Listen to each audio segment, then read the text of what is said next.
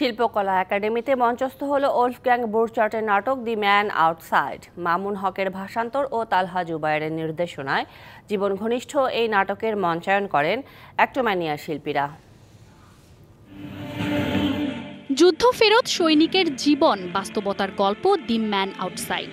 মাত্র ২৭ বছর বয়সে লেখক ওলফগ্যাং রচনা করেন কালজয়ী এই নাটক। যুদ্ধ পরবর্তী সময়ে সামাজিক, অর্থনৈতিক ও রাজনৈতিক পট পরিবর্তনের মধ্য দিয়ে এক সৈনিকের জীবনের অর্থ খুঁজে পাওয়ার গল্প মূর্ত হয়েছে এই নাটকের মধ্য দিয়ে।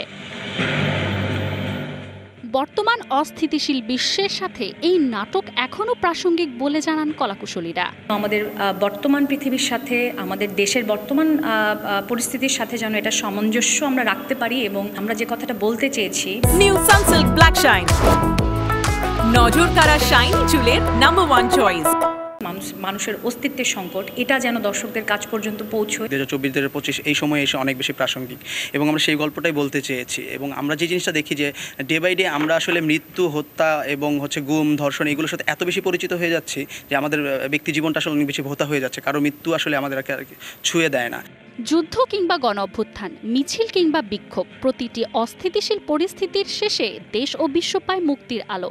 ৭৫ বছর আগে এই আলোচ্য বিষয়কে লিখিত আকারে তুলে ধরা হয় দ্য ম্যান আউটসাইড নাটকে।